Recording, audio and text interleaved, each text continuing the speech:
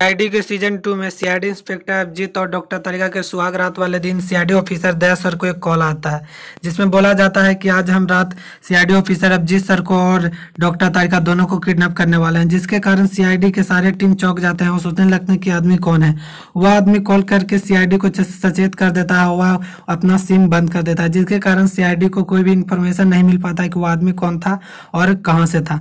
CID officer Abhijit और doctor तारिका को बचाने के लिए सीआईडी ने एक प्लान बनाया, जिसमें सीआईडी ऑफिसर अभिजीत सर के कमरे में एक सीसीटीवी कैमरा लगा देते हैं, जिसके कारण सीआईडी ऑफिसर दया सर और सीआईडी के सारे टीम उस सीसीटीवी कैमरा के सहारे से देख पाते हैं कि सीआईडी ऑफिसर अभिजीत और डॉक्टर तारिका सही सलामत है कि नहीं।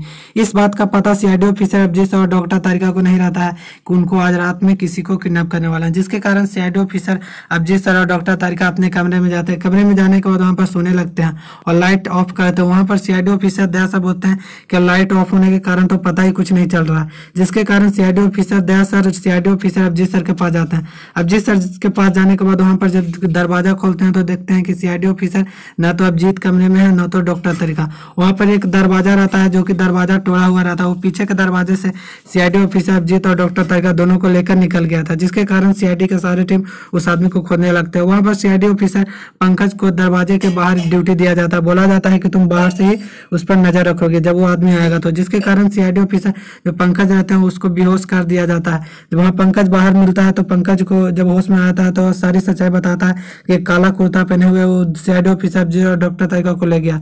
जब उन्हें बचाने के लिए प्रयास किया तो पीछे से एक सर पे डंडा मार दिया था, जिसके कारण सीआईडी ऑफिसर दया सर बोलते हैं कि कोई बात नहीं, उस आदमी को तो हम बचा ही लेंगे जो ऐसा काम कर रहा है। जिसके कारण उस आदमी को पकड़ने के लिए सीआईडी के सारी टीम चारों तरफ खोदने लगते हैं, पर वो आदमी नहीं मिलता है। सीआईडी ऑफिसर दया सर एक जंगल की तरफ जाते हैं। जंगल की तरफ जाने के बाद उन्हें जूते के निशान मिलते हैं। जूते के निशान को लेकर वह सीआईडी ऑफिसर सीआईडी ब्यूरो आते हैं। सीआईडी ब्यूरो आने के बाद वहाँ पर डॉक्टर सलून के सर बताते हैं कि ये कोई बड़ा आदमी, वो भी लेडीज का जूता है, जिसके कारण सीआईडी ऑफिसर को लेकर वहाँ से चले जाते हैं। वहाँ से जाने के बाद वहाँ पर जाने के बाद आगे एक पायल का टुकड़ा मिलता है। पायल का टुकड़ा लेकर वो अभिजीत सर के घर जाते हैं। अभिजीत सर के घर जाने के बाद अभिजीत सर का जो माँ रहती है वह पहचान जाती है कि पायल का टुकड़ा किसका है, जिसके कारण उस आदमी का बता देते हैं। वहाँ पर वो आदमी नहीं रहता, जिसके कारण सीआईडी ऑफिसर के सारे टीम उस आदमी को खोजने लगता है, पर वो आदमी नहीं मिलता। सीआईडी ऑफिसर दया सर बोलते हैं कि वो आदमी कहीं भाग तो नहीं गया, जिसके कारण उस आदमी का लोकेशन ट्रैक करते हैं। लोकेशन ट्रैक एक फैक्ट्री के पास बताता है।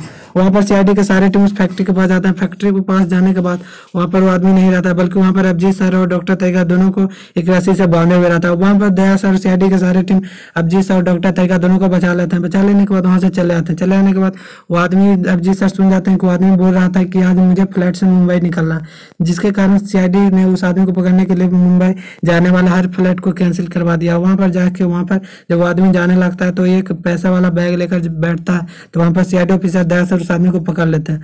वह सारी सच्चाई कर देते हैं। यहीं पर वीडियो समाप्त होता है। वीडियो अच्छी लगी हो तो वीडियो को लाइक करेंगे और चैनल को सब्सक्राइब